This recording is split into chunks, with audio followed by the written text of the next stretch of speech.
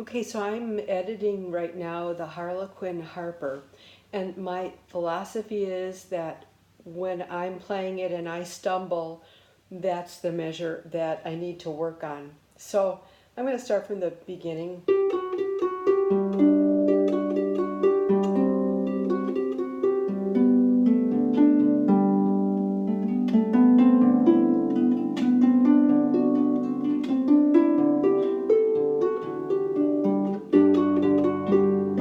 Now right there, the left hand could and the right hand could take the B, that this is measure 9, last beat.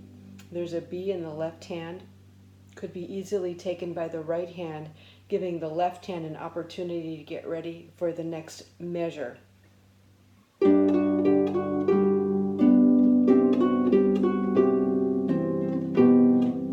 Now this measure, which is measure 11, you've got a B in the right hand and a B in the left hand. That's the third of the chord. It's a G major chord. That's the third of the chord. Generally, you don't want the third to be doubled, so it might be better to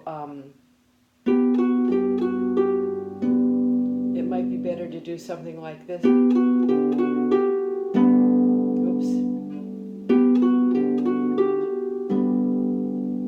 Or I'm not quite sure what I would do there.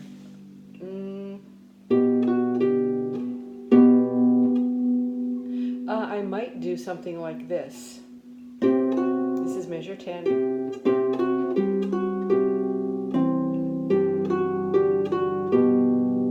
And play a G in the left hand instead of the B. And then you would have 3 measures in a row with that same pattern in the left hand. Now this next measure, measure 12, it's just awkward to play, and I figured it out. The reason is the left hand is so close to the right hand here, especially on the last beat. The notes are right next to each other, and that just makes it uncomfortable to play on the harp. See how that's so close there? So I would recommend doing something like this.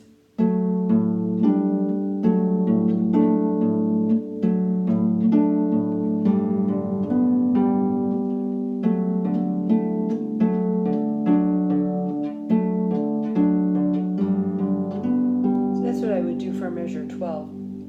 Going on.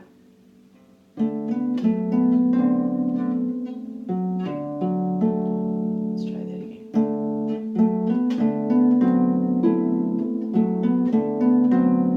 That would work if you started with your second finger on that note, the left hand.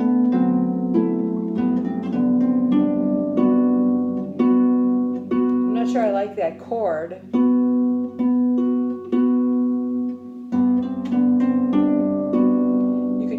It's a 7th chord, it's nice, but once again I would put those 2 notes in my right hand, just freeing up the left hand. Same thing there. Okay, that's fine. I'm just gonna mark that here in my part. And then going on to the next page, let's see here.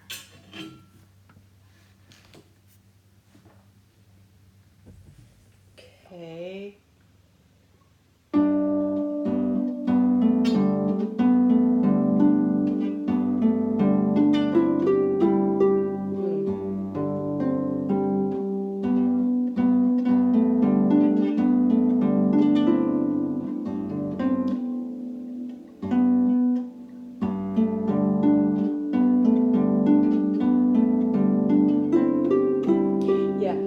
Times when there's a root 5th and a 10th, we like to place that all at one time, and then that gets in the way of what the right hand is doing here. But it is doable to not place those 2 notes, the C, and just to place these 2 notes. And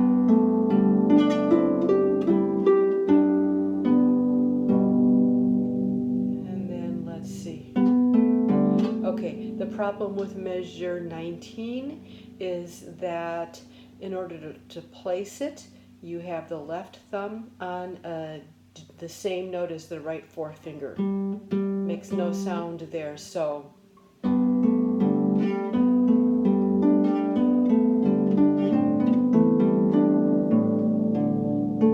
I'm going to change that.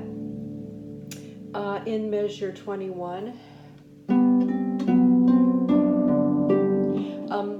this is a major seventh. In measure 21, the left hand goes G, F sharp, and down to a G. That is an interval of a major seventh that's a bit dissonant. I might suggest rather than jumping down to the G, to have a voice leading.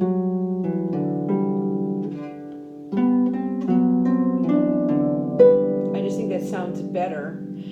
In measure 22, you have a similar thing. The only thing, it's not a major seventh, it's a minor seventh. So it leads a little better.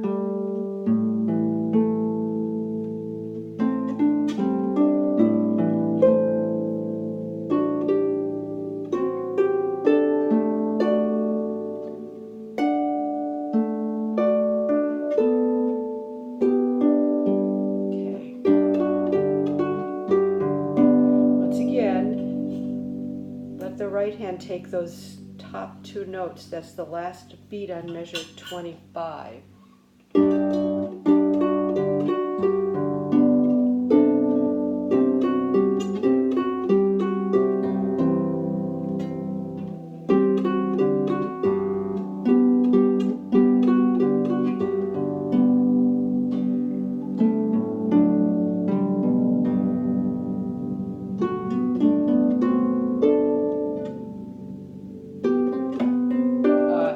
Another spot where both fingers end up being placed on the same note, so it creates a thud. Well,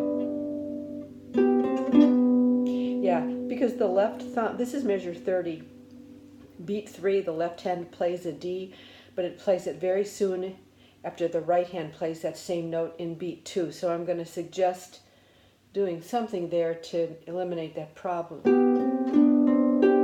Oh, well, let's see.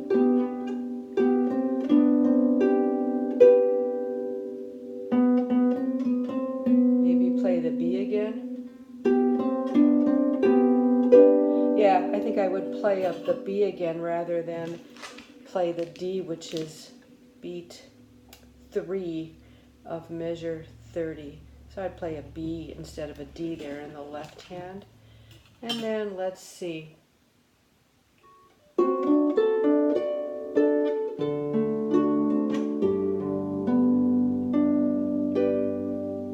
So that is how I'm going to edit that particular song, the Harlequin Harper.